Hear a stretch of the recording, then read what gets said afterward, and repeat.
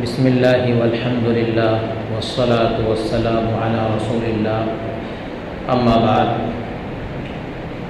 فاعوذ باللہ من الشیطان الرجیم بسم اللہ الرحمن الرحیم الف لام میم ذالک الکتاب لا ریب فیہ ھدی للمتقین وقال النبی صلی اللہ علیہ وسلم ان اللہ تبارک و تعالی یرفع بهذا الكتاب اقواما ویضع به آخرین صدق اللہ العظیم وصدق رسوله النبی الکریم ونحن على ذلك لمن الشاہدین والشاکرین والحمد للہ رب العالمین سبحانک لا علم لنا الا ما علمتنا۔ محترم بزرگوں، دینی اور اسلامی بھائیوں اور میرے شہر خرگون کے غیور نوجوانوں، اللہ تبارک و تعالی نے ہم انسانوں کو اپنا مقدس کلام عنایت فرمایا، اور جہاں ہم سورہ فاتحہ مکمل کرتے ہیں اور پہلے پارے کا آغاز کرتے ہیں، وہیں رب ذوالجلال کہتا ہے ذالک الکتاب لا ریب فیہ ھدی للمتقین، یہ ایسی کتاب ہے جس میں شک کی تو کوئی گنجائش ہے ہی نہیں، اور یہ کتاب پرہیزگاروں کے لیے باعث ہدایت ہے، باعث رحمت ہے۔ اس قرآن مقدس کے متعلق نبی کریم صلی اللہ علیہ وسلم نے خود بیان فرمایا ان اللہ تبارک و تعالی یرفع بهذا الکتاب اقواما، اللہ تعالیٰ اس کلام کے ذریعے، اس کتاب کے ذریعے ایک قوم کو ہوتی ہے جن کے درجات کو اٹھاتا ہے، بلند کرتا ہے، پستیوں سے آسمانوں کی طرف ان کو لے جاتا ہے، وَيَضَعُ بِهِ آخَرِينَ، اور دوسرے قوم کو جو بلندیوں میں ہوتی ہیں بظاہر ان کو پستی اور ذلت کا منہ چکھاتا ہے۔ ہم اور آپ تحیہ کرتے ہیں، چاہتے ہیں کہ ہمارا شمار اللہ تبارک و تعالیٰ ان لوگوں میں فرمائے جن کے متعلق رب نے فرمایا ذالک الکتاب لا ریب فیہ ھدی للمتقین، جن کے مطابق نبی علیہ الصلوۃ والسلام نے جن کے بارے میں فرمایا یہ ان اللہ تعالیٰ یرفع بهذا الکتاب اقوام، تو ہم ان لوگوں میں شامل ہونا چاہتے ہیں جو اس کتاب کے ذریعے بلندی حاصل کرتے ہیں۔ کیا طریقہ ہوگا، کیا دستور ہوگا؟ قرآن کریم ہم پڑھتے جائیں، اس کے مضامین ہمارے سامنے کھلتے جائیں، احکامات ہمارے سامنے منکشف ہوتے جائیں، اور ایک ایک کلمے پر ہم عمل کے ارادے اور نیت کے ساتھ لگے رہیں، اس لیے کہ قاری قرآن تالی قرآن کہا ہی اس کو جاتا ہے۔ حقیقی معنی میں قرآن مقدس کے لیے اللہ تعالیٰ نے، اہل علم جانتے ہیں کہ قرات کا صیغہ استعمال نہیں کیا، تلاوت کا کلمہ، ہم بھی تو اردو میں کہتے ہیں قرآن کی تلاوت کر رہا ہوں، تلاوت کہتے کس کو ہے؟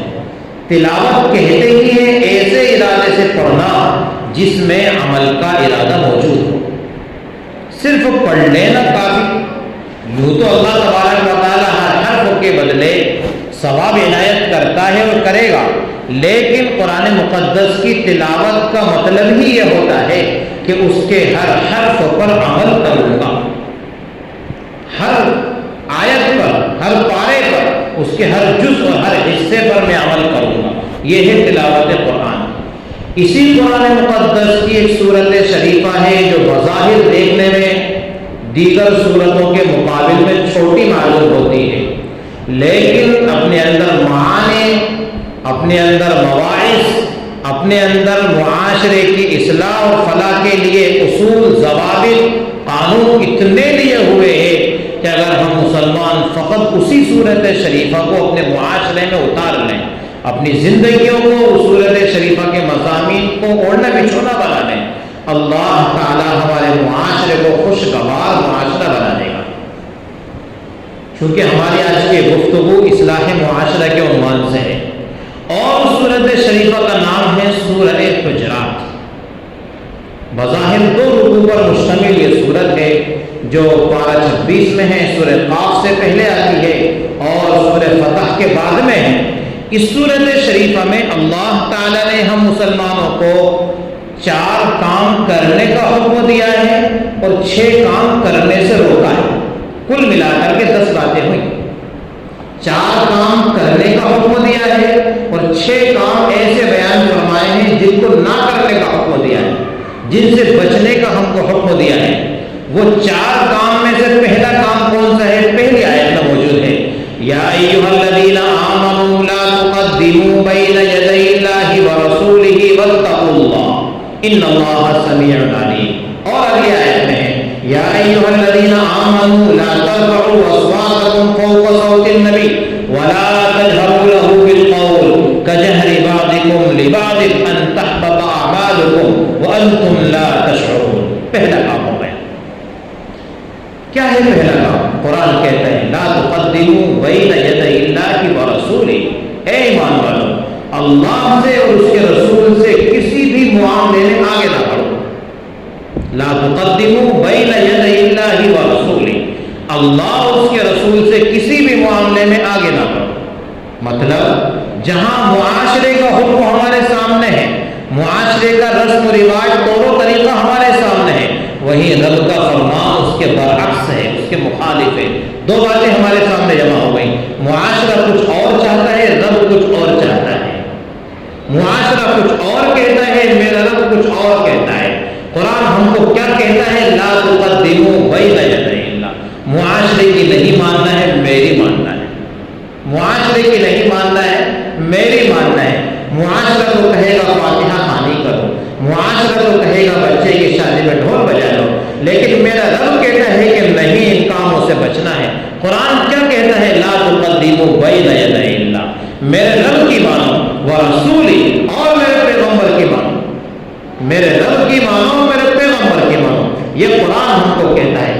پہلا کام ہمارے لیے جو ہوا وہی اللہ اور اس کے رسول کی صحیح معنی میں اطاعت، یہ پہلا کام ہوا جو ہم کو کرنے کا ہے۔ اب آگے اسی کی جزئیات ہیں، واتقوا اللہ، اللہ تعالیٰ سے ڈرنا ہے۔ تقویٰ سب سے بڑی چیز ہے، تقویٰ سب سے بڑی چیز ہے، اللہ تعالیٰ سے ڈرنا ہے۔ اور اگلی آیت میں نبی کریم صلی اللہ علیہ وسلم کے آداب کو، چونکہ نبی کی اتباع کرنا ہے تو کیسے اتباع کریں؟ نبی تو ہمارے درمیان موجود نہیں ہے، کیسے ہم اتباع کریں؟ آگے اللہ تعالیٰ نے اسی کو بیان فرمایا، یا ایھا الذین آمنوا لا ترفعوا اصواتکم فوق صوت النبی، اے ایمان والو تم اپنی آواز کو نبی کی آواز سے بلند نہ کرو۔ لا ترفعوا اصواتکم فوق صوت النبی، نتیجہ کیا ہوگا؟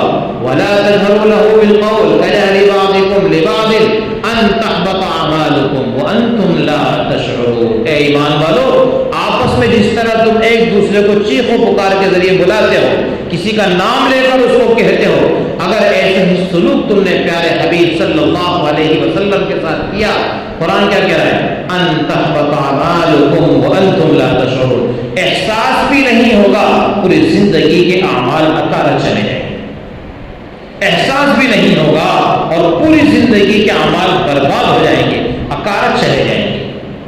آج بھی آیت کریمہ روزہ مبارکہ کی جاری پر لکھی ہوئی ہے۔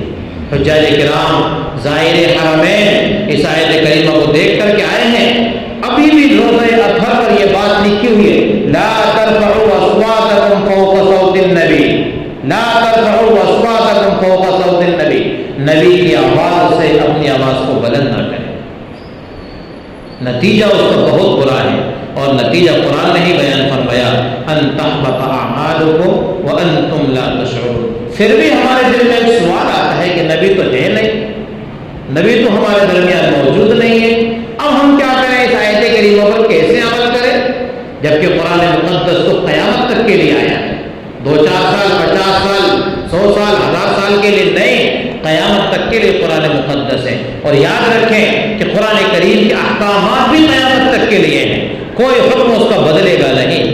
تو پھر اس میں اللہ تبارک و تعالیٰ ہم کو حکم دے رہا ہے نبی کی آواز سے بلند اپنی آواز نہ کریں، تو ہم کیا کریں؟ اس آیت کریمہ پر کیسے عمل کریں؟ نبی تو موجود ہی نہیں ہے، تو ہم اپنی آوازوں کو کس کی آواز سے پست رکھیں؟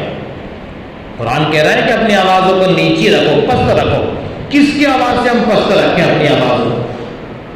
محدث کبیر فقیہ جلیل حضرت اقدس مفتی شفیع صاحب علیہ الرحمہ صاحب معارف القرآن تحریر فرماتے ہیں ان العلماء ورثۃ الانبیاء، ان العلماء ورثۃ الانبیاء، القرآن خود کہتا ہے ثم اورثنا الکتاب الذین اصطفینا من عبادنا، اس کلام کا ہم نے وارث بنایا ہے، اس قرآن کا ہم نے وارث بنایا ہے ہمارے اپنے بندوں میں سے چنیدہ بندوں کو، اور انہیں کو ہمارا معاشرہ پیاری زبان سے کسی کو مفتی صاحب کسی کو عالم صاحب کہتا ہے، جن کو ہم مل کر علماء کہتے ہیں، جن کو نبی کریم صلی اللہ علیہ وسلم ان العلماء ورثۃ الانبیاء کا خطاب دے رہے ہیں۔ یہ علماء انبیاء کے وارث ہیں۔ جو حکم نبی کریم صلی اللہ علیہ وسلم کی ذات بابرکت کے لیے تھا، وہی حکم نبی کے جانشین نبی کے وارث حضرات علماء کرام کے لیے ہے۔ فرق مراتب معاشرے میں ہونا چاہیے۔ ایک بیٹا اپنے باپ کو اگر ابا ادھر آئے ایسا کہہ کر کے بلائے تو ابا آئے گا نہیں، تماشا لگائے گا۔ بیٹا اپنے باپ کو کہے ابا تو ایسا کر لے تو ابا کام کرے گا نہیں، پہلے کا تماشا لگا کر کے جائے گا۔ کیوں؟ معاشرے میں فرق مراتب ہے۔ اہل علم کو اللہ نے ہمارے سروں کا تاج بنایا، اور ہم نے نہیں بنایا، آسمانی حکومت نے بنایا۔ ان کا الیکشن نہیں ہوا، ان کا سلیکشن ہوا ہے۔ ان کا الیکشن نہیں ہوا ہے، کسی نے ان کو عہدہ دیا ہو، کسی نے منتخب کیا ہو، نہیں، ان کا تو ڈائریکٹ سلیکشن ہوا ہے۔ اور کس نے سلیکشن کیا؟ آسمانی حکومت نے۔ کہاں سلیکشن کیا؟ سورہ یاسین سے تھوڑا سا پیچھے ہٹ کر کے دیکھ لو، ثم اورثنا الکتاب الذین اصطفینا من عبادنا، ثم اورثنا الکتاب الذین اصطفینا من عبادنا۔ آسمانی حکومت ان کا انتخاب کر رہی ہے، رب ذوالجلال ان کا انتخاب کر رہا ہے۔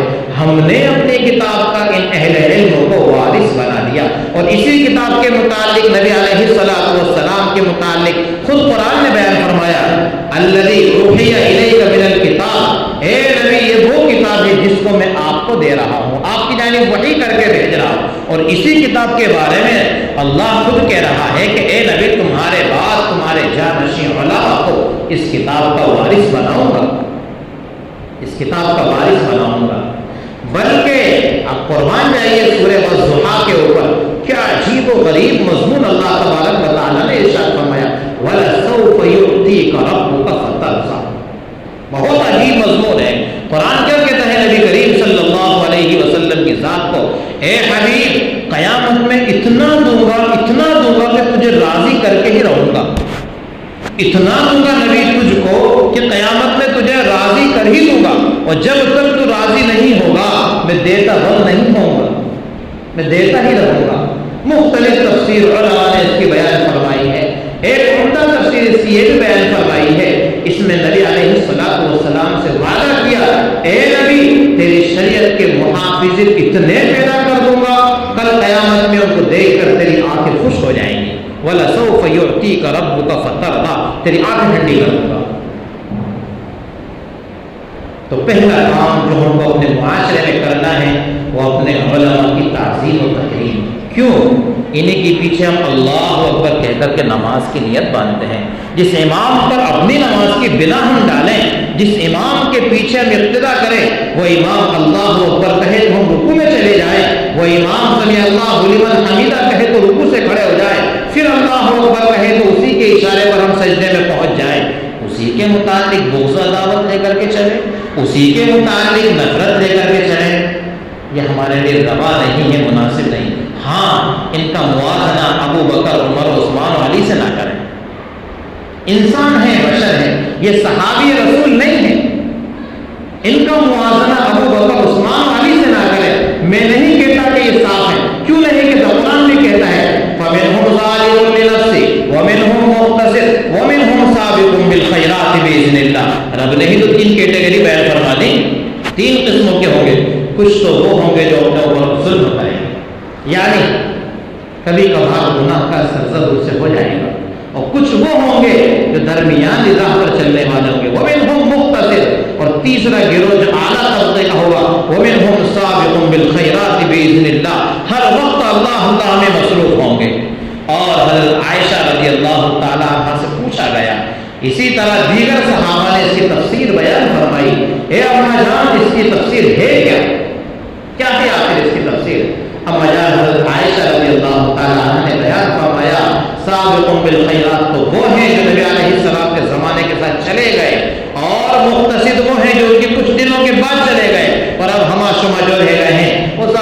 بنفسه ہیں، گناہ ہوں گے. اسی لیے معاشرے میں ایک مثال دی جاتی ہے، گرچہ وہ مثال تھوڑی بھونڈی ہے. مثال اس طرح بیان کی جاتی ہے، کتنا بھی گدھا عمدہ ہو وہ گدھا ہے، مریل ٹٹو گھوڑا اس سے عمدہ ہی تو ہے. گدھا کتنا بھی عمدہ ہو لیکن گدھا ہی ہے، گھوڑا تو گھوڑا ہے. اس مثال کا ہرگز کچھ غلط مفہوم نہ نکالیں، بس میں نے سمجھانے کے لیے اس کو ذکر کر دیا، حالانکہ مناسب نہیں تھا کہ اس کو میں زبان پر لاؤں، کیونکہ بسا اوقات انسان کے ذہن میں مختلف قسموں کے خیالات آ جاتے ہیں. بہرحال پہلی چیز ہمارے سامنے آئی علماء کی تعظیم و تقریب. اور میرے بھائیوں، ہمیں شریعت یہی علماء کرام پہنچا رہے ہیں، اور انسان کا نظریہ ہے کہ وہ آج کل بات کم دیکھتا ہے، بات کہنے والے کو زیادہ دیکھتا ہے. بات کیا ہو رہی ہے اس کی طرف نظر کم ہوتی ہے، بات کون کر رہا ہے اس کی طرف نظر ہوتی ہے. اگر ان علماء کرام کی ہمارے دلوں میں عظمت، عقیدت، محبت اگر نہیں رہی، ہم دین سے کولے بھی لے سکتے ہیں. کیونکہ ہمیں دین کون پہنچائے گا؟ جو ہمیں دین پہنچا رہا اس کی تو تعظیم ہے ہی نہیں. جب اس کی تعظیم ہمارے قلبوں میں نہیں تو اس کی بات کی کوئی وقت ہی نہیں ہمارے قلبوں میں. نبی کریم صلی اللہ علیہ وسلم کی ذات مسعود نے مکہ مکرمہ کی سرزمین میں جب نبوت کا اعلان کیا تو ان کفار کا یہی تو اعتراض تھا، یہ عجیب آدمی ہے، یہ عجیب نظام ہے اللہ تعالیٰ کا، ایک غریب فقیر مسکین آدمی کو نبوت دے دیا. کیا مکہ اور طائف جیسے عظیم بستیوں میں کوئی عظیم مرد نہیں ملا؟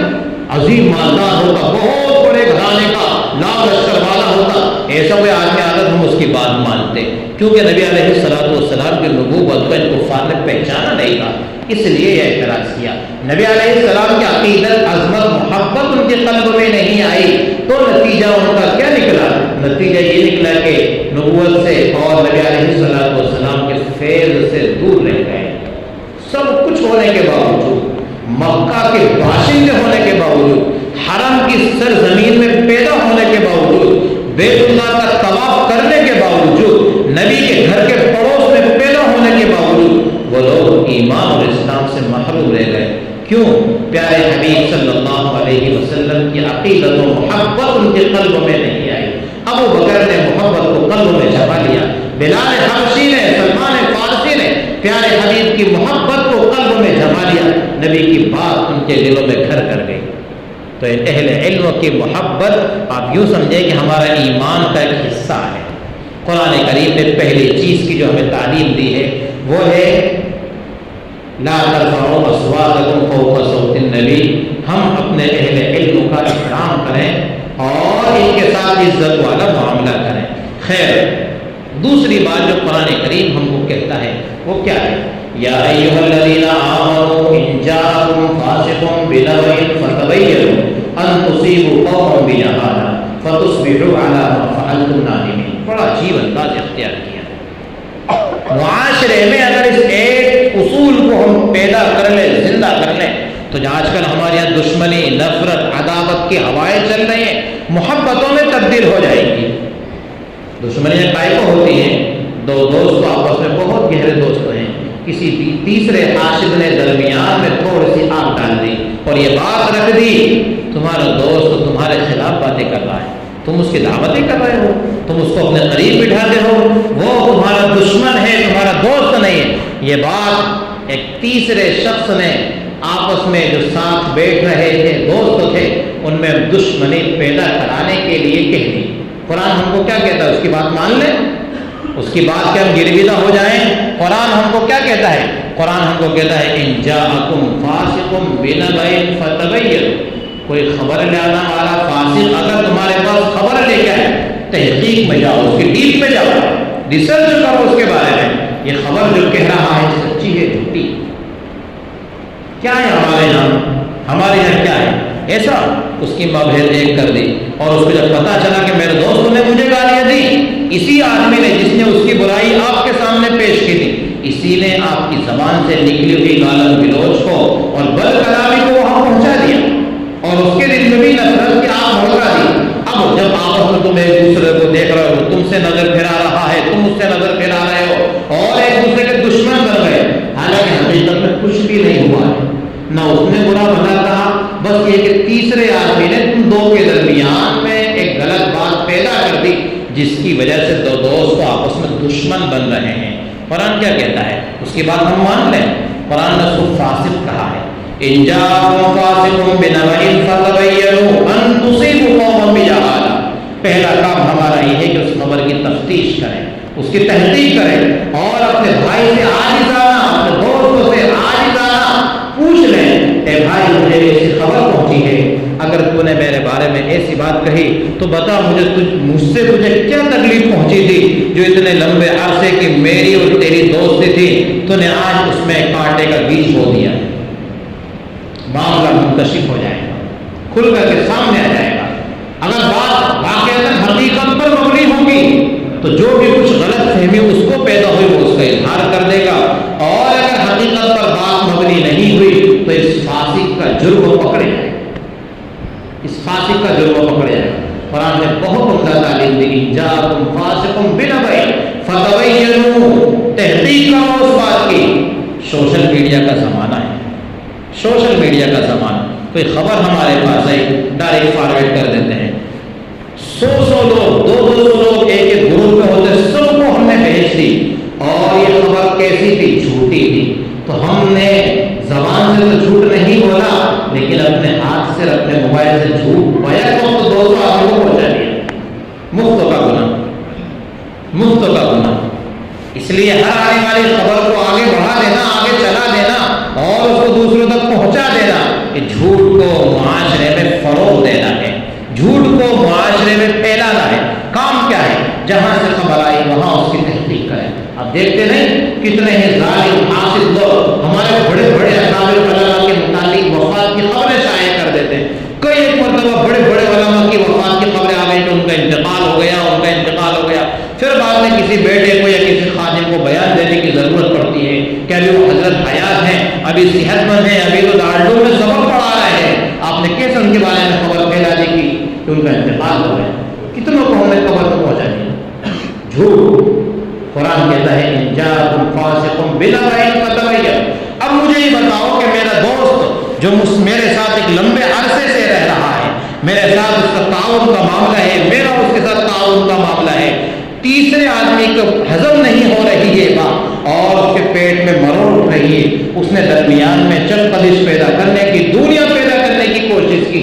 اگر ہم چھوٹا سا کام کر لیں گے, اور وہ کام یہ ہے کہ خبر کی تحقیق کر لیں گے, آیا خبر ہمارے پاس جو لے کر کے آئے وہ سچی ہے یا جھوٹی ہے, تو ہمارے دوستوں کی دوستی ہم سے برقرار رہے گی. اور اگر ہم نے اس فاسق کی بات کو مان لیا, ہمارے دوست جو برسوں سے ہمارے ساتھ اٹھنا بیٹھنا, ہمارے ساتھ دینی تعلق اس کا تھا, فوراً دوستیاں دشمنیوں میں تبدیل ہو جائیں گی. اور ہم قرآن کیا کہتا ہے, فتبینوا ان تصیبوا قوما بجہالہ فتصبحوا علی ما فعلتم نادمین. انجانے میں تم نے اس کے متعلق کوئی غلط بات کہہ دی, جو غلط بات اس کو پہنچی, اس کو تکلیف پہنچی, پھر بعد میں کہتے ہیں معاف کرنا یار, مجھے فلاں نے ایسا کہا تھا اس لیے میں نے تجھے گالیاں دے دی. اب کیا معاف کرنا, اب چڑیا چپ گئی ہے, اب کیا معاف کرنا. قرآن کہتا ہے ان تصیبوا قوما بجہالہ فتصبحوا علی ما فعلتم نادمین. ایسا نہ ہو کہ بعد میں شرمندگی اٹھانی پڑے, ایسا نہ ہو کہ بعد میں افسوس کرنا پڑے. اور یہی آج معاشرے میں ہو رہا ہے, یہی معاشرے میں ہو رہا ہے. میاں بیوی کے درمیان جھگڑے, کیوں؟ کسی تیسرے نے کبھی تو شوہر کو بیوی کے متعلق خبر دے دی, کبھی بیوی کو شوہر کے متعلق خبر دے دی. باپ اور بیٹے کے جھگڑے, سگے بھائی ایک دوسرے کا چہرہ دیکھنا پسند نہیں کر رہے. سب کیا ہے معاشرے کا توڑ. اگر ہم خبر کی تحقیق کر لیتے تو ہمارا معاشرہ نفرت کدا نہیں بنتا, محبت کدا بن جاتا.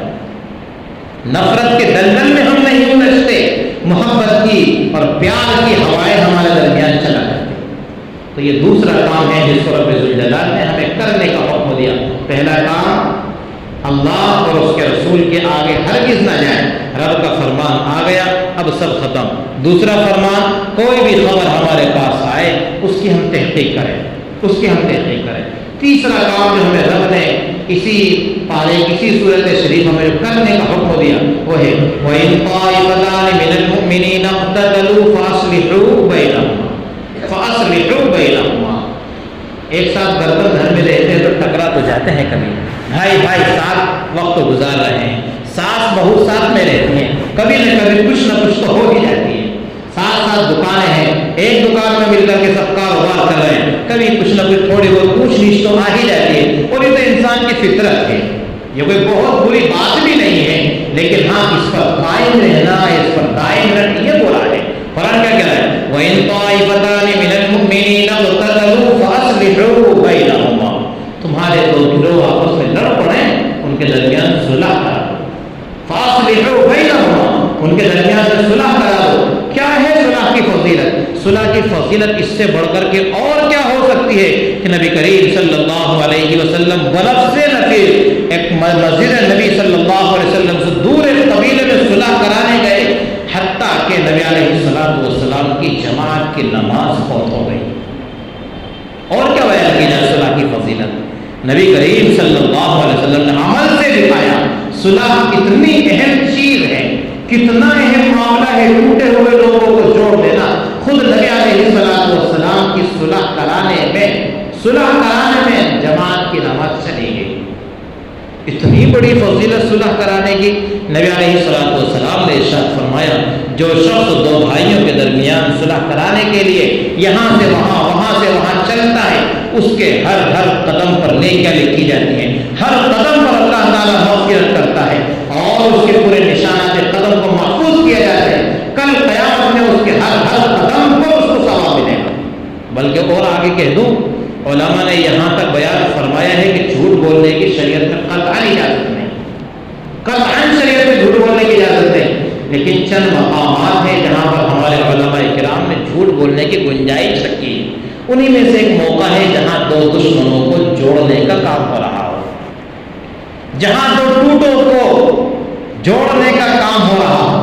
ایک دوستوں کے پاس پہنچے، ارے بھائی تو اس کے متعلق ہمیشہ کندھے پر ڈنڈا رکھ کے گھومتا ہے، وہ تو تیری کیا تعریف کر رہا تھا، کیا میرا بہت پرانا دوست ہے، پتہ نہیں چند دنوں سے دور ہو گئے، کچھ بھی نہیں کہا حالانکہ اس نے، لیکن آپ نے اس کے سامنے بیان کر دیا کہ تیری تعریف کر رہا تھا اور کہہ رہا تھا بہت دن سے ملے نہیں، گرم موسم میں ذرا ٹھنڈا ونڈا کھلائیں گے، ایک آدھ دن اس کو بلائیں گے۔ ارے میرا دوست ایسا کہہ رہا تھا، وہ تو میرا دوست ہے، خواہ میں اس کے متعلق غلط فہمیوں میں الجھاؤ، چلو آج اس کی دعوت کر ہی لیتا ہوں۔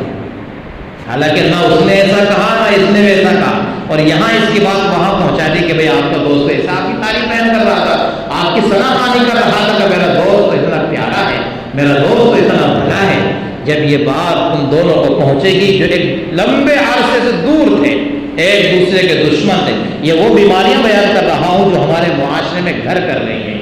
وَاعْتَصِمُوا بِحَبْلِ اللَّهِ جَمِيعًا وَلَا تَفَرَّقُوا، رب نے ہم کو حکم دیا جڑ کر کے رہو، توڑ کر کے نہ رہو، مل کر کے رہو، بحبل اللہ، اللہ کی رسی کو مضبوطی سے پکڑ کے رہو۔ بلکہ ایک دوسری روایت کے اندر تو کل بنیادی مرصوص کہا ہے اہل علم اہل دین کو کہ دیندار بھائی آپس میں ایسے ہوتے ہیں جیسے ایک مضبوط دیوار، جو شیشہ پلائی ہوئی دیوار ہوتی ہے جس کی ایک اینٹ کو دوسری اینٹ میں اس طرح گھسا کے تعمیر کی جاتی ہے، اس طرح سے مسلمان ایک دوسرے سے جڑے ہوئے ہوتے ہیں، ٹوٹے ہوئے نہیں ہوتے ہیں۔ لیکن ہمارے معاشرے میں آؤ پڑوسی سے اپنی نہیں بنتی ہے، کائے کو نہیں بنتی، اپنی برائی کرتا ہے، حالانکہ کبھی اس بیچارے نے ایک کلمہ بھی آپ کی برائی کا بیان نہیں کیا، بس غلط فہمی، کسی اور نے تیسرے نے غلط بات ہم کو پہنچا دی۔ قرآن کہتا ہے وَأَصْلِحُوا، صلح کراؤ، صلح کراؤ، صلح کراؤ۔ کیوں صلح کراؤ؟ تمہارے ہی تو بھائی ہیں، کوئی دوسرے نہیں ہیں، لیکن ہاں صلح کرانے میں ایک میرے خاندان کا ہے، دوسرا آپ کے خاندان کا ہے، میں صلح کراؤں گا تو کیا کروں گا؟ میرے خاندان والے کے حق میں فیصلہ کر دوں؟ نہیں، قرآن کہتا ہے وَأَقْسِطُوا إِنَّ اللَّهَ يُحِبُّ الْمُقْسِطِينَ۔ صلح کرانا ہے لیکن صلح میں انصاف چاہیے، انصاف چاہیے۔ تو تیسرے حکم کے بعد چوتھا حکم جو رب نے ہم کو دیا ہے وہ ہے وَأَقْسِطُوا، صلح کرانے میں انصاف کا معاملہ کرنا ہے۔ ساس بہو کی لگ گئی، تھوڑی بہت آپس میں کچھ ہو گئی، کبھی صلح شوہر کرائے گا، کبھی صلح سسر کرائیں گے، نہ سسر کس کی طرفداری کرے گا، اپنی بیگم کی کہ بیٹے کے بیگم کی؟ نہیں، کسی کی بھی نہیں، کسی کی بھی نہیں، بلکہ انصاف کے ساتھ میں صلح کرائے، ایک کی غلطی نہیں بیان کرنا۔ یہی تو ہمارا جھگڑا ہے گھروں کا، یہی تو ہمارا جھگڑا ہے۔ ماں کہتی ہے کہ بیٹا میری نہیں مانتا، اپنی بیوی کی مانتا ہے، میری مانتا ہی نہیں وہ، کیوں؟ یہ بیٹے نے واقعتاً نا انصافی آج تک کی ہے۔ حق بات یہی ہے کہ بیٹے نے ہمیشہ اپنی بیوی کی طرفداری کی ہے، ماں کے بارے میں تو کبھی سوچا ہی نہیں اس نے۔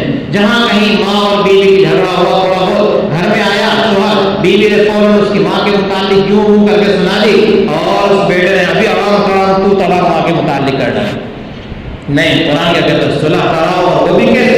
وَأَقْسِطُوا، انصاف کے ساتھ میں صلح کراؤ. رب کا محبوب اگر بننا ہے تو انصاف کے ساتھ اپنے ہاتھ اٹھائیں.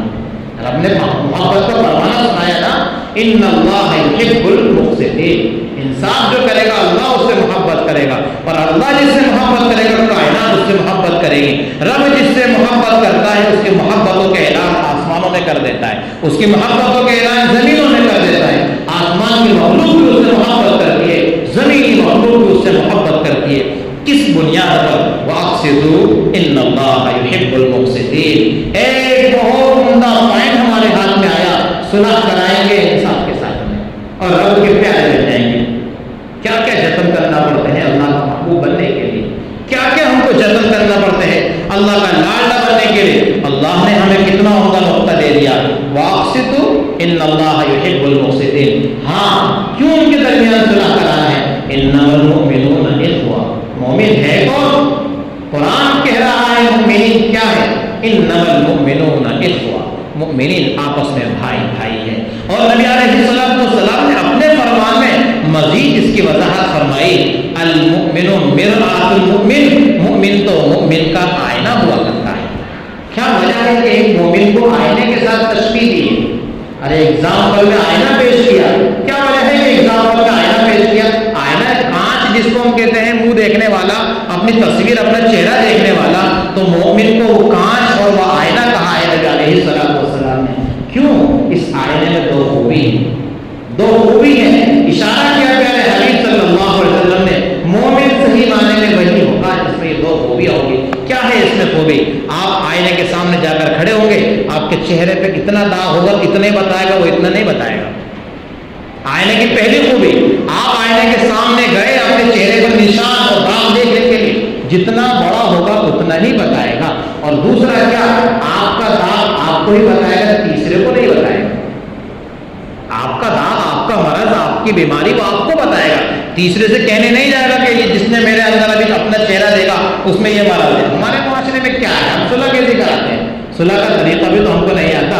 ایک کی غلطی دوسرے کے سامنے جا کر کے بیان کرتے ہیں. یہ ایسا ہو گیا کہ غلطی امام صاحب سے مصلی پر ہوئی اور اس کی چرچا چوراہے پر ہو رہی ہے، جبکہ آپ کو مسئلہ معلوم ہونا چاہیے. جو نماز سے بہانے اگر وہ لقمہ دے دے، مان لو امام صاحب بھول گئے کہ اہدنا الصراط المستقیم، آئینے لے آگے، ایک آدمی وضو کر کے آ رہا، اس کو پکی سورہ فاتحہ یاد ہے اور وہاں سے کہہ رہا ہے اہدنا الصراط المستقیم. اگر امام صاحب نے اس کا لقمہ لے لیا تو نماز امام کی بھی فاسد، پورے مقتدیوں کی بھی فاسد ہو جائے. قریب آؤ، جڑو ہمارے ساتھ، اور پھر ہمیں اپنے ساتھ مل کر کے لقمہ. المؤمن مرآۃ المؤمن، مومن مومن کا آئینہ ہے. قریب آؤ ہمارے، جتنا ہماری اندر مرض ہے، جتنی ہماری کمی ہے، کوتاہی، اتنی ہی بتاؤ، اتنی ہی ہمیں بتاؤ، اس سے زیادہ نہیں. ہمیں ہی بتاؤ. اچھا مجھے یہ بتاؤ کہ اگر میری برائی یا میرے مرض، واقعتاً مرض ہے میرے اندر، بہت سارے مرض ہیں، لیکن میرا مرض اگر آپ ان کو بتائیں گے تو میری اصلاح ہوگی کیسے؟ ممکن ہی نہیں ہے. میری غلطی کا مجھے علم ہی نہیں ہوا. میری غلطی کا جس وقت مجھے علم ہوگا، مجھے احساس ہوگا، تب نہ میں اپنی غلطی کو درست کروں گا. میں غلطی میری ہے، بیان دوسروں کے سامنے کی جا رہی ہے، اس کی اصلاح تو قیامت تک نہیں ہو سکتی ہے. ارے مرض مجھے علاج دوسرے کے وہاں جا کر کر رہے ہیں. میرے سر میں درد ہے، ٹیبلٹ دوسرے کو دے دے. میرے سر میں پھوڑا ہے، ملہم کسی اور کو لگا دے، اس کی اصلاح ہو ہی نہیں سکتی. وہ مرض ہی رہے گا. مرض کی اصلاح کا طریقہ بھی تو ہم کو آنا چاہیے. اس مرض کی اصلاح کا طریقہ یہ ہے کہ جس میں غلطی ہم چھن کر کے اس کے پاس جائیں، اسی کے سامنے اس کے مرض، اس کی بیماری، اس کی کمی کوتاہی بیان کریں. تو قرآن نے جو ہم کو دو کام مزید کرنے کے لیے وہ کون کون سے ہیں؟ نمبر 1 صلح، اصلاح، اور نمبر 2 پر اقصاء، یعنی دونوں کے درمیان میں انصاف کے ساتھ. تو کل 4 کام ہوئے جو ہمیں کرنے کے. نمبر 1 اپنے علماء کرام کی تعظیم، اللہ اور رسول کے فرمان کی تعظیم. نمبر 2 کوئی بھی بات ہمارے پاس اگر پہنچتی ہے تو اس کی تحقیق. اور نمبر 3 پر ہمیں جو کام کرنے کو دیا گیا ہے وہ ٹوٹوں کو جوڑنا، یعنی ان کے درمیان میں صلح صفائی کرانا. اور نمبر 4 صلح صفائی میں جو ہمیں کام کرنا ہے وہ کیا؟ انصاف اور عدل. یہ تو وہ 4 کام ہوئے جو ہم کو اپنے معاشرے میں لانا ہے. اب 6 کام وہ ہیں جو اپنے معاشرے سے نکال کر پھینکنا ہے، دور کرنا ہے. وہ کون سے ہیں؟ نمبر 1 یا ایھا الذین آمنوا لا یسخر قوم من عسى أن يكونوا خيرا منهم ولا نساء من نساء عسى أن يكون خيرا منهم. پہلا کام اے ایمان والو، الگ الگ حکم دیا قرآن نے. نماز کا حکم دیا اقیموا الصلاۃ، مردوں کو بھی عورتوں کو بھی. ایک ہی ورڈ میں حکم دے دیا کہ سب ایک ساتھ نماز پڑھو، یعنی ایک ہی ورڈ میں کہہ دیا کہ مرد بھی پڑھو عورتیں بھی پڑھو. لیکن یہ ایسا محکم شان حکم ہے جس کے متعلق رب نے مردوں کو الگ سے کہا، عورتوں کو الگ سے کہا. جبکہ قرآن کی ترتیب نہیں کہ مردوں کو الگ سے کہے عورتوں کو الگ سے کہے، بلکہ سب کو کہتا ہے یا ایھا الناس اتقوا ربکم. انسان میں مرد بھی آ گئے عورتیں بھی آ گئے، لیکن یہ ایک ایسا اہم عنوان ہے جس میں مرد کو الگ سے کہا، عورتوں کو الگ سے کہا. کیا کہا رب نے؟ یا ایھا الذین آمنوا لا یسخر قوم من قوم. کوئی کسی کا مذاق نہ اڑائے، ٹھٹا نہ کرے، ہنسی نہ اڑائے. کیوں؟ قرآن کیا کہہ رہا ہے؟ عسیٰ ان یکونوا خیرا منہم. ہو سکتا ہے کہ جس کا تم مذاق اڑا رہے ہو وہ تم سے اعلیٰ ہو، عرفہ ہو، بلند ہو. ہم مذاق کیوں اڑاتے ہیں کسی کو؟ اپنے آپ کو اس سے بڑا سمجھتے ہیں اور اس کو حقیر سمجھتے ہیں. کیا حکم ہے، کیا اختیار ہے ہمارے پاس میں کہ رب کے حکم کو اور رب کے قوانین کو اپنے ہاتھ میں لے لیں. رب تو کہتا ہے ان اکرمکم عند اللہ اتقاکم. تم میں سب سے مکرم، سب سے معزز، سب سے بڑا کون ہے؟ جو تمہارا مکھیہ منتری، پردھان منتری نہیں ہے، جو سب سے بڑا تمہارا متقی. ان اکرمکم عند اللہ اتقاکم. سب سے بڑا پرہیزگار، سب سے بڑا متقی وہ سب سے بڑا ہے، وہ سب سے بلند ہے اللہ تعالیٰ کی نگاہ میں. ہم کسی کا مذاق کیوں اڑاتے ہیں؟ ہم اپنے آپ کو بڑا سمجھتے ہیں اور اس کو ذلیل سمجھتے ہیں.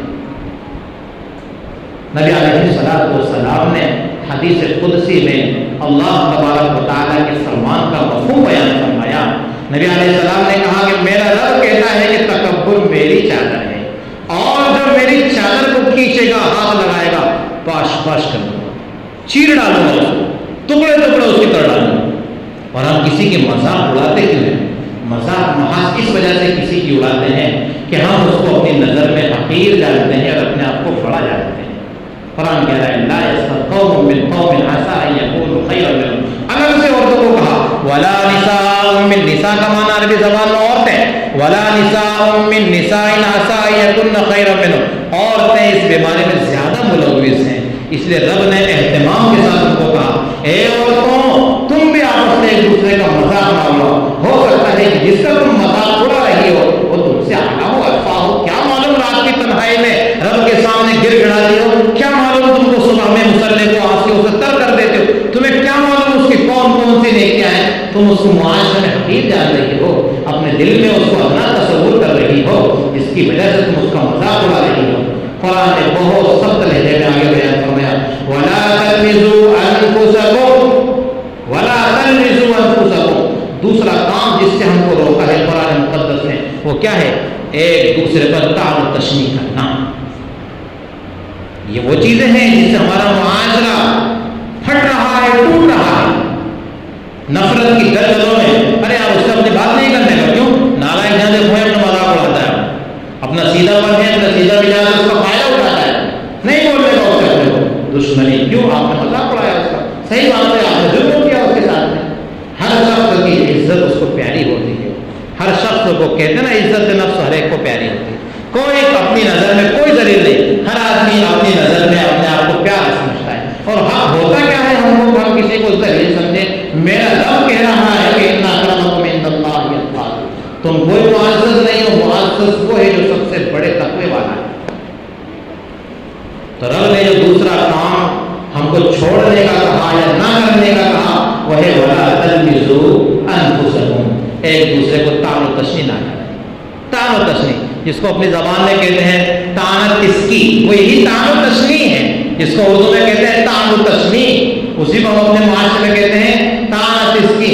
طعنے مارنے جس کو ہم کہتے ہیں اپنے معاشرے میں طعنے مارنا، یہی طعنہ مارنے کی رب نے صیغہ نفی کے ساتھ بیان فرمایا.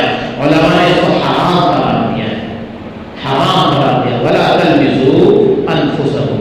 اور رب نے عجیب انداز سے بیان فرمایا ایک دوسرے کو. یہ نہیں کہا کہ کسی اور کو، جس کو تم طعنہ دے رہے ہو وہ تمہارا ہی نہیں، تو کوئی دوسرا نہیں ہے. وَلَا تَلْمِزُوا أَنفُسَكُمْ. باتوں میں سے کچوں کے ہم لگا دیتے ہیں. بیچارہ کوئی کسی جرم میں ملوث ہو تو سر اس کا نیچے جھک جاتا ہے، اس کا سر نیچے جھک جاتا ہے.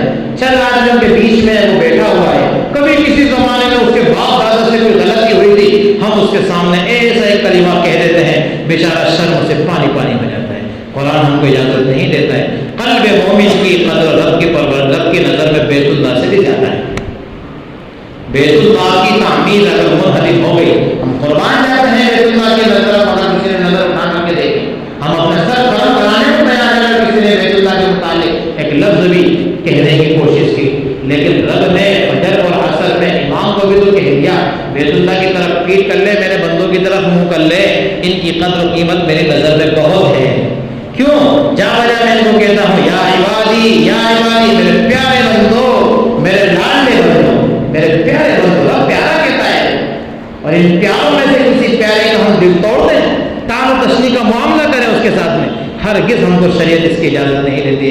وَلَا تَلْبِسُوا أَنفُسَكُمْ، اور تیسرا کام جو ہم کو چھوڑنے کو کہا وَلَا تَنَابَزُوا بِالْأَلْقَابِ، یہ ایک مسلسل بالکل احکامات موجود ہیں۔ وَلَا تَنَابَزُوا بِالْأَلْقَابِ، برے لقب سے کسی کو نہ پکارو، ذرا سے کسی کی آنکھ چھوٹی کیا ہے ہم اس کو اندھا پاڑا، ذرا سے کسی کے پاؤں میں لچک کیا ہے ہم اس کو لگڑا، ذرا سا کسی میں کوئی عیب کیا رب جانے کیا اس میں حکمت کیا مصلحت ہے، لیکن ہم اس کو اندھا لولا لنگڑا اور نہ معلوم معاشرے میں کیا کیا اس کو غلط الفاظ سے پکارتے ہیں۔ اس کے بعد جو رب نے بیان فرمایا بہت سخت کلمہ ہے ان کے احکام کے بعد میں کیا فرمایا رب نے؟ بئس الاسم الفسوق بعد الایمان، تم مومن ہو، ایمان لانے کے بعد تمہارے اوپر فسق کا داغ لگ جانا بہت ہی بری بات ہے۔ نتیجہ نکال دیا رب نے، کسی کا مذاق اڑانا، کسی کے ساتھ تام و تشنی کا معاملہ کرنا اور اس کو کسی غلط لقب سے پکارنا یہ فسق ہے۔ تبھی تو فوراً کہا بئس الاسم الفسوق بعد الایمان، ایمان لانے کے بعد فسق کا نام اور فسق کا داغ تمہارے سر پر لگ جائے بہت ہی بری چیز ہے۔ لیکن ہاں اب دل میں خیال آتا ہے کہ عمر 60 سال ہو گئی، یہ سب کام تو کرتے آئے، اب پچھلی زندگی میں اب کیا کریں؟ وَمَن لَّمْ يَتُبْ فَأُولَٰئِكَ هُمُ الظَّالِمُونَ، ظالم تو وہ ہے جو توبہ نہ کرے، ہم تو توبہ کرتے ہیں، ظالم وہ ہے توبہ نہ کرے۔ حضرت عمر بن خطاب رضی اللہ تعالیٰ عنہ کے متعلق ہے کہ نبی علیہ السلام نے جب ان کے سامنے لڑکیوں کو زندہ درگور کرنے کی قباحت، فضیحت اور برائی بیان فرمائی تو عمر بن خطاب کہنے لگے یا رسول اللہ میرا کیا ہوگا؟ زمانہ جاہلیت میں میں نے بھی تو یہ غلطیاں کی ہیں، میرا کیا ہوگا؟ جواب کیا نبی دیتے؟ جواب رب نے دیا آسمان سے، قل یا عبادی الذین اسرفوا علی انفسهم لا تقنطوا من رحمت اللہ ان اللہ یغفر الذنوب جميعا۔ قل یا عبادی الذین، رب کیا کہہ رہا ہے؟ اے پیغمبر میرے پیارے بندوں سے کہہ دو، کیا کہہ دو؟ کیا کہہ دو؟ لا تقنطوا من رحمت اللہ، جنہوں نے اب تک اپنے اوپر ظلم کیا، برائیاں کی، زیادتی کی، گناہ کے کام کیے، لا تقنطوا من رحمت اللہ، رب کی رحمت سے ایک سکڑ کے لیے بھی نا امید نہ ہو۔ ان اللہ یغفر الذنوب جميعا، رب تو ایسا غفار ستار وہاب ہے، سکڑ بھی نہیں لگے گا، عقل بھی نہیں رہے گی، یغفر الذنوب جميعا، پورے گناہوں کو دھو ڈالے گا، نیکیوں میں تبدیل کر دے گا، پورے گناہوں کو ایک دم مٹا دے گا۔ اگر ہم سے غلطیاں ہوئی جو احکام ہم سن رہے ہیں تو قرآن نے ہم کو ظالم نہیں کہا، ظالم ان کو کہا جب توبہ نہ کریں، ہم تو آج ہی توبہ کرتے ہیں، اے اللہ اگر ہم سے گناہ ہوئے تو ہمیں معاف فرما دیں۔ ہم تو رب کے پیارے بندوں میں توبہ کر کے فوراً شامل ہو جاتے ہیں۔ بہرحال یہ تین کام ہوئے جن کو اپنے معاشرے سے نکال کر، اتر کر، اکھیڑ کر پھینک دینا ہے۔ نمبر ایک، کسی کا مذاق آج کے بعد ہم نہیں اڑائیں گے، کسی کے ساتھ تام و تشنی کا معاملہ نہیں کریں گے اور کسی کو غلط اور برے لقب سے نہیں پکاریں گے۔ اب یہاں پر آپ پوچھیں گے کہ ہم تو معاشرے میں بہت سارے لوگوں کو پکارتے ہیں، وہی ان کی پہچان بن گئی، وہی ان کا تعارف بن گیا، وہی ان کے لیے سمبول بن گیا، تو کیا کریں ہم؟ اگر ہمارے اس بھائی کو ہمارا وہ کلمہ کہنے سے برا نہیں لگتا ہے، آپ کو شریعت اسلامیہ اس کی اجازت دیتی ہے۔ محدثین کی فہرست میں کوئی عارج ہے، یعنی عارج لقب ہے، اس کا لقب انف الناقہ بھی ہے اور وغیرہ وغیرہ بہت سارے الفاظ ایسے ہیں جو بظاہر اگر ان کا اردو میں ٹرانسلیٹ کرنے جائیں تو وہ لنگڑا لولا اندھا وغیرہ کے کلمات ہیں، لیکن وہ ان کا تعارف اور پہچان اور سمبول بن گیا تھا۔ اب اس کے بغیر ان کا تعارف نہیں تھا اور کو اپنے لیے برا بھی نہیں سمجھتے تھے. اگر ان کو تکلیف نہیں ہوتی ہمارے وہ کلمات کہنے سے، مباح شریعت ہم کو اجازت دیتی ہے. ارے ابو ہریرہ کا معنی کیا ہے؟ جس صحابی کی سب سے زیادہ ہم حدیث پڑھتے ہیں وہ ہے حضرت ابو ہریرہ. 5374 حدیث، سب سے زیادہ حدیث نقل کرنے والے راوی حضرت ابو ہریرہ. ان کا لقب نبی علیہ الصلوۃ والسلام، ان کا نام کیا ہے؟ ان کا نام عبداللہ ہے، اور ایک قول کے مطابق عبد الرحمن ہے، لیکن ان کو کہتے کیا ہے؟ ابو ہریرہ. تو ابو ہریرہ کا مطلب تو بتاؤ مجھے کیا ہے؟ چھوٹا سا بچہ بھی بتا دے گا، بلی کا باپ. ابو ہریرہ کا مطلب کیا ہے؟ لیکن نبی علیہ الصلوۃ والسلام نے ابو ہریرہ کو ایک مرتبہ ابو ہریرہ کہہ دیا. نبی کی محبت قلب میں ابو ہریرہ کی اتنی تھی کہ ہمیشہ اپنے آپ کو ابو ہریرہ کہلانا پسند کیا. اور آج میرے معاشرے کے جوانوں نے اور میرے معاشرے کے مسلمانوں نے ابو ہریرہ اپنے بچوں کا پیار اور محبت میں نام رکھا. حضرت علی رضی اللہ تعالی عنہ کا کیا لقب ہے؟ ان کو کیا کہا جاتا تھا؟ یا ابا تراب. حضرت فاطمہ رضی اللہ تعالی عنہ زوجہ ہے حضرت علی رضی اللہ تعالی عنہ کی. تھوڑی بہت چپلش ہو گئی تھی، ہو جاتی ہے میاں بیوی، کوئی بہت بڑی بات نہیں ہے. حضرت علی آئے گھر سے نکل کے مسجد میں سو گئے. آ کر کے نبی علیہ السلام والسلام بیٹی فاطمہ علی کہاں ہے؟ یا رسول اللہ، مجھ سے روٹ کر کے چلے گئے، گھر میں نہیں. اللہ کے رسول اپنے داماد کو تلاش کرنے جا رہے ہیں. آج ہمارے یہاں ہو جائے ایسا؟ ہاں، میری بیٹی سے لڑ کے گیا، ابھی جا کے 2-4 ڈنڈے لگا دیتا ہوں، سارے کو جیل میں بٹھا دیتا ہوں. نبی علیہ السلام علی کو ڈھونڈنے کے لیے گئے. حضرت علی سو رہے ہیں مسجد النبی صلی اللہ علیہ وسلم میں. حضرت علی سو رہے ہیں. مدینے کی گرمی کی وجہ سے پسینہ اور پسینے کی وجہ سے چند مٹی کے قطرات حضرت علی کے جسم پر لگ گئے. نبی علیہ السلام نے کہا یا ابا تراب قم، اے مٹی کے باپ کھڑا ہو، اے مٹی والے کھڑا ہو جا. ابو ہریرہ بلی والے، علی مٹی والے، تو بہت برا تھوڑے ہو گیا. پسند کیا اور علی اپنے آپ کو کہتے تھے یا ابا تراب. یہ نبی نے کہا تھا میں ابو تراب، میں ابو تراب. بہرحال میں یہاں پر آپ کو یہ کہنا چاہ رہا تھا کہ معاشرے میں اگر کسی کا لقب ہی بن گیا تو اب اس کا سمبول بن گیا، اس کے علاوہ اس کی پہچان ہی نہیں ہوتی ہے. شریعت اسلامیہ ہم کو اس کی اجازت ہے. اور ایک سوال آپ کے ذہن میں آیا ہوگا، مولانا تقریر تو ایسی کر دی کہ اب تو مذاق کسی کا اڑائیں گے ہی نہیں، تو آج سے گمسم بیٹھ رہے ہیں، مذاق کرنا ہی نہیں ہے. نہیں، مذاق کرنا ہے. دل لگی الگ چیز ہے، وہ تو نبی علیہ الصلوۃ والسلام سے بھی ثابت ہے. دسترخوان پر ابو بکر بھی ہیں، علی بھی ہیں، عثمان، نبی علیہ الصلوۃ والسلام، عمر، سب بیٹھے ہیں. نبی علیہ السلام کھجور کھا رہے ہیں، دسترخوان پہ کھجور کھا رہے ہیں. ابو بکر کے سامنے پوری گٹھلیاں کھا کر کے رکھ دی. نبی علیہ السلام کھجور کھا رہے ہیں، گٹھلیاں ابو بکر کے سامنے رکھ دے رہے ہیں. جب کھجور ختم ہو گئی، دیکھو بھائی دیکھو ابو بکر نے کتنی کھجور کھائی، ہم سے سب سے ڈبل کھائے. گٹھلیاں دیکھو سب سے زیادہ کس کے سامنے؟ ابو بکر کے سامنے. ابو بکر بھی آج مذاق کے منہ میں یا رسول اللہ ٹھیک ہے میں نے تو ڈبل کھجوریں کھائیں، آپ کی گٹھلیاں کھائیں تو گٹھلیاں بھی کھا رہے ہیں، آپ کی گٹھلیاں کھائیں. مذاق بالکل ممنوع نہیں ہے کہ ہم کسی کے ساتھ مذاق بالکل نہ کریں. میرے سامنے ٹھیک ہے میں نے مان لیا کہ ڈبل ڈھیر گٹھلیوں کا میں نے بہت کھائے، آپ کی گٹھلیاں تو بتاؤ وہ کھائیں، آپ گٹھلیاں بھی کھا رہے ہیں. ابو بکر، عمر اور درمیان میں حضرت علی. حضرت علی تھوڑے سے پست کرتے ہیں، ان دونوں کے مقابلے تھوڑے چھوٹے تھے. چلے جا رہے ہیں. حضرت عمر نے کہا ابو بکر ہمارے درمیان علی ایسا ہے جیسے لنا کا نون، لنا لکھتے نا اردو میں، عربی میں لام چھوٹا سا بیچ میں نون اور اس کے بعد واپس الف، تو ہم دو بیچ میں آئے دانے بانے ایسے، ادھر لام اور ادھر الف لمبے لمبے اور علی بیچ میں چھوٹا. تو علی نے کیا کہا نون کو ہٹا دو اور لام کو الف سے ملا دو، کیا بن جائے گا لا. اور عربی زبان میں لا کے معنی کیا ہے؟ نہیں، میں نے تم دو ہی کچھ بھی نہیں. جاؤ. مذاق ہوا کرتی تھی صحابہ میں، دل لگی ہوا کرتی تھی. دل لگی کی شریعت اجازت دیتی ہے، سختی سے منع نہیں کرتی. ایسی مذاق، ایسا ٹھٹا جس سے میرے مومن بھائی کا قلب ٹوٹ جائے، اس کے قلب پر زد لگ جائے، اس کو تکلیف پہنچ جائے، اور آگے کہوں وہ آپ کو بد دعا دینے پر مجبور ہو جائے. اس وقت وہ مظلوم ہے اور آپ ظالم ہیں، اور مظلوم کی بد دعا کے متعلق احادیث مبارکہ شہادت دیتی ہیں رب کے اور مظلوم کی بد دعا کے درمیان کوئی پردہ ہوتا ہی نہیں. اس کے قلب سے ایک آہ نکلی، سیدھے آسمانوں کو چیرتے ہوئے رب کے عرش پر پہنچ جاتی. اس وقت وہ مظلوم ہے، غلطی کی ابتدا ہم نے کی، اس کا مذاق اڑایا. اگر اس کے قلب سے آہ نکل گئی تو ہمارا کیا حشر ہوگا، اللہ ہی بہتر جانے. بہرحال یہ 3 کام ہوئے جو ہم کو اپنے معاشرے سے نکال کر کے پھینکنا ہے. نمبر 4 کی طرف میں آتا ہوں. قرآن اگلی آیت میں کہتا ہے یا ایھا الذین آمنوا اجتنبوا کثیرا من الظن. اے ایمان والوں، بہت سے گمان گناہ ہوا کرتے ہیں، لہذا تم گمانوں سے بچو۔ کوئی ادھر سے آ رہا ہے، ہاں اپن بیٹھے بیٹھے سوچ رہے اس کے بارے میں، چوری کر کے آ رہا ہے، آپ کو کیا معلوم چوری کر کے آ رہا ہے، وہ نماز پڑھ کے آ رہا ہے، کوئی کہیں سے کچھ کما کر کے لایا، چوری کر کے لایا ہو، بیٹھے بیٹھے مفت کا گناہ، اور اس گناہ کے لیے کوئی وقت بھی نہیں ہے۔ نماز میں بھی کسی کے بارے میں گمان کر لیا، گناہ، سو کر اٹھے اور فوراً کسی کے بارے میں غلط گمان کر لیا، گناہ۔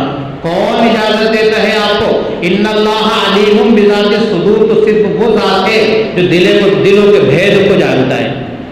دلوں کے بھید کو کون جانتا ہے؟ اللہ دلوں کے بھید کو جانتا ہے۔ ہم کسی کے متعلق گمان کریں، غلط گمان کریں، تو ہم نے بجائے دعویٰ کرتے کہ رب کوئی کیا جانتا ہے دلوں کے باتوں، ہم بھی جانتے ہیں، یہ دعویٰ نہیں تو کیا ہے؟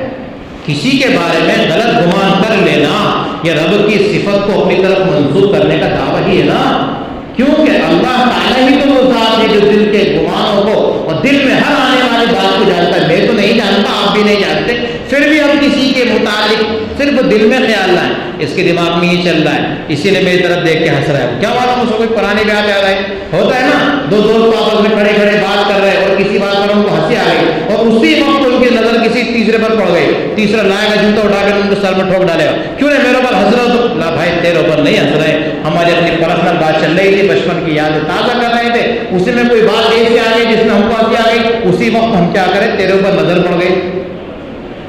یا ایھا الذین آمنوا اجتنبوا کثیرا من الظن ان بعض الظن اثم، برے گمانوں سے بچنا ہے۔ کتنے کام ہوئے جو چھوڑنے کے ہیں؟ 4۔ اس کے بعد اگلا کام جو ہم کو دیا ہے رب نے، ولا تجسسوا، ولا تجسسوا، یہ بہت بری چیز ہے، بہت بری چیز ہے، راز جاننا، تو ہمیں لگے رہنا، تجسس میں پڑے رہنا، بہت بری چیز ہے۔ نبی علیہ السلام نے ارشاد فرمایا، جو شخص دنیا میں کسی کے راز کو فاش کرے گا، کسی کے عیب کو تلاش کرے گا، اللہ تبارک و تعالیٰ اس کو پردہ فاش کر دے گا، دنیا میں اس کو ذلیل کر دے گا، رسوا کر دے گا، اور اس کے جو گناہ مخفی ہیں جن کے متعلق اللہ تبارک و تعالیٰ نے جن پر پردہ ڈال رکھا ہے، چادر ڈال رکھے، اللہ اپنے پردے کو ہٹا دے گا اور اس کے تمام گناہ لوگوں کے سامنے پیش کر دے گا، اس کا بھانڈا کھل جائے گا۔ ایسا آدمی جو کسی کی ٹوہ میں لگا رہے وہ معاشرے کا ذلیل ترین انسان ہوا کرتا ہے۔ رب ذلیل کرتا ہے نا، انسان ذلیل تھوڑی کرتے ہیں۔ وَتُعِزُّ مَن تَشَاءُ وَتُذِلُّ مَن تَشَاءُ، بِیَدِکَ الْخَیرُ، سب کو یہ آیت یاد ہوگی ہم کو، وَتُعِزُّ مَن تَشَاءُ وَتُذِلُّ مَن تَشَاءُ، پوری عزت بھی اللہ کے قبضے میں ہے، ذلت بھی اللہ کے قبضے میں۔ کسی کو کتنی عزت دینے کی ہم سوچ لیں، آسمان سے اگر اس کی ذلت کے فیصلے ہوئے ہیں، ہم پوری کائنات کے لوگ مل کر بھی اس کو عزت نہیں دے سکتے۔ اور نبی علیہ السلام کی ذلت کے متعلق کتنی کوشش کی، ساحر کہا میرے نبی کو، مجنون کہا، دیوانہ کہا، آسمان سے نبی علیہ السلام کے متعلق رب کہتا ہے، نون والقلم وما یسطرون ما انت بنعمت ربک بمجنون، رب آسمان سے فیصلے کر رہا ہے، آسمان سے رب فیصلے کر رہا ہے، تو ہم کسی کی ٹوہ میں ہرگز نہ آئیں، اس سے معاشرہ کھوکھلا ہو جاتا ہے، کھوکھلا ہو جاتا ہے۔ کسی کے راز کو جاننے کی ہرگز کوشش نہ کریں، بلکہ حدیث شریف میں یہاں تک ممانعت آئی ہے اور اس کے متعلق سخت وعید آئی ہے کہ 2 لوگ آپس میں بیٹھے ہوئے بات کر رہے ہوں، تیسرا آدمی دیوار کے پیچھے سے ان کی بات سن رہا ہو، یا یہ کہ سونے کی حیت بنا کر کے اپنے آپ کو یہ تصور کرائے کہ میں سو رہا ہوں، تمہارے بات نہیں سن رہا ہوں، اور وہ ان کی باتیں سن رہا ہو، جیسے شخص پر لعنت بھیجی ہے رب نے، لعنت رب نے بھیجی ہے۔ ولا تجسس، کسی کی تجسس تو اس کے راز پہ جا، ہم ہوتے کون ہیں، ہمارا اسے کیا لینا دینا، وہ اپنا جواب، لنا اعمالنا ولکم اعمالکم، میں اپنے اعمال کا جواب دوں گا، آپ اپنے اعمال کا جواب دیں، میں آپ کے راز کو جانوں اور آپ میرے راز کو جانیں، آپ کو تو میرے بارے میں رب کو جواب نہیں دینا ہے، مجھے آپ کے بارے میں رب کو جواب نہیں دینا، ہر ایک اپنے اندر سوچے، اپنے گریبان میں جانے، مجھ میں کتنی کوتاہیاں ہیں، میں کیوں کسی اور کے راز کو تلاش کرنے کے لیے جاؤں۔ ولا تجسسوا، اور آخری اور 10ویں بات جس سے رب نے ہم کو روکا ہے، ولا یغتب بعضکم بعضا، ولا یغتب بعضکم بعضا، ایک دوسرے کی غیبت نہ کرو، ایک دوسرے کی غیبت نہ کرو۔ کیا کہا غیبت کو سمجھانے کے لیے، ایحب احدکم ان یاکل لحم اخیہ میتا فکرہتموہ، اوہو کیا تم اس بات کو پسند کرتے ہو کہ اپنے مسلمان بھائی کا، اپنے ہی بھائی کا، اس کے مرنے کے بعد اس کے گوشتوں کو اپنے دانت سے نوچ نوچ کر کے کھاؤ؟ جس کی غیبت کی جا رہی ہے وہ ہمارے سامنے موجود نہیں۔ جیسا مردہ اپنے متعلق اگر کوئی غلط بات کرے تو اس کا جواب نہیں دے سکتا، ایسے ہی کوئی آدمی جو ہماری مجلس میں نہیں ہے اس کے متعلق ہم غلط بات کریں اور اس کی غیبت کریں، وہ ہماری بات کو نہ سن رہا ہو تو وہ تو بیچارہ دفاع نہیں کر پائے گا نا، وہ تو مردے کی طرح ہو گیا۔ اور اس کی متعلق غلط بات کہنا اور اس کی غیبت کرنا، یہ رب نے ہمیں ایسا فرمایا، یہ ایسا عظیم ترین اور سنگین جرم ہے، وہ یہ کہ تمہارا اپنا بھائی مر گیا ہو، وفات پا گیا ہو، تم نے اسے کپڑے اتارے اور اس کو دانتوں سے کھینچ کھینچ کر چبانا شروع کر دیا۔ أَيُحِبُّ أَحَدُكُمْ أَن يَأْكُلَ لَحْمَ أَخِيهِ مَيْتًا فَكَرِهْتُمُوهُ وَاتَّقُوا اللَّهَ۔ آخر میں کہا تقوی اختیار کرو، اللہ تعالیٰ سے ڈرو، اللہ تعالیٰ سے ڈرو۔ رب تقوی اختیار کرنے والوں سے محبت کرتا ہے۔ میرے بھائیوں، یہ 10 وہ چیزیں تھیں جن 10 چیزوں کو اپنے معاشرے میں اتار لیں، جس میں سے 4 احکام وہ ہے جو کرنے کے ہیں اور 6 وہ ہیں جن کو اپنے معاشرے سے نکال کر پھینک دینے کے۔ مجھے اس بات کی امید ہے کہ میرا رب میرے معاشرے کو خوشگوار بنا دے گا، آپس کی لڑائیاں، برائیاں، چرخلیشیں اور دشمنیاں ختم کر دے گا۔ یہ اصول میرے اور آپ کے بنائے ہوئے نہیں ہیں، یہ اصول آسمانی حکومت کے بنائے ہوئے ہیں۔ میں اصول بناؤں، آپ اصول بنائیں، ہماری گورنمنٹ اصول بنائے، کہیں نہ کہیں لوچا اور غلطی ہوگی، میرا رب اصول بنائے تو کائنات کو سامنے رکھ کر کے اصول بنائے، اور ویسے تو ہمارے زمانے کو سامنے رکھ کر کے اصول نہیں بنایا، انسانیت کی پیدا ہونے سے لے کر تو دنیا کے ختم ہونے تک کے لیے اصول بنایا۔ اس کے اصول میں رتی برابر لوچا اور لچک نہیں ہو سکتی، یہ اس کے بنائے ہوئے اصول ہیں، یہ میرے اور آپ کے بنائے ہوئے اصول نہیں ہیں۔ اب یہ اصول آئیں گے کیسے؟ یہ اصول ہمارے یہاں آئیں گے کیسے؟ ہم کو پتا ہوگا تب نہ یہ سب چیزیں ہم لائیں گے۔ اسی لیے قرآن مقدس کی وہ آیت کریمہ پر غور کریں ہم، جس کی جانب مجھے اشارہ کرنا تھا، یا ایھا الذین آمنوا قوا انفسکم واہلیکم نارا، قوا انفسکم واہلیکم نارا، بہت سختی سے میرا رب کہہ رہا ہے، وقودها الناس والحجارہ علیہا ملائکۃ غلاظ شداد، بہت سخت کلمات ہے۔ اے انسانوں، اپنے آپ کو بھی جہنم کی آگ سے بچاؤ اور اپنی آل و اولاد کو بھی جہنم کی آگ سے بچاؤ۔ حضرت مفتی شفیع صاحب علیہ الرحمہ اس آیت کریمہ کے ذیل میں یہ مسئلہ بیان فرماتے ہیں کہ جس طرح ایک باپ کے ذمہ ہے کہ وہ اپنے آپ کو دنیا میں ایسے خیر کے کاموں میں مصروف کرے، ایسے خیر کے کاموں میں لگائے کہ جس کی وجہ سے وہ جنت تک پہنچ سکے اور جہنم کی آگ سے بچ سکے، ایسے ہی اس باپ کے ذمہ ضروری ہے کہ اپنی اولاد کو بھی ایسے خیر کے راہ پر ڈالے کہ جس کی وجہ سے اس کی اولاد بھی جہنم کی آگ سے بچے۔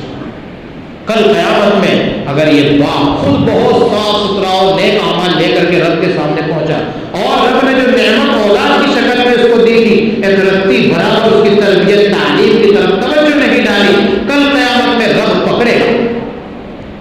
پکڑے گا کیوں پکڑے گا؟ مکلف بنایا ہے رب نے دنیا میں، قوا انفسکم واہلیکم نارا، جن کے تم ذمہ دار ہو، تمہاری اولاد، تمہاری خواتین، جن کے تم ذمہ دار ہو، کلکم راع وکلکم مسئول عن رعیتہ، ہر ایک ذمہ دار ہے اور ہر ذمہ دار سے اپنے ماتحتوں کے بارے میں کل قیامت میں سوال ہوگا۔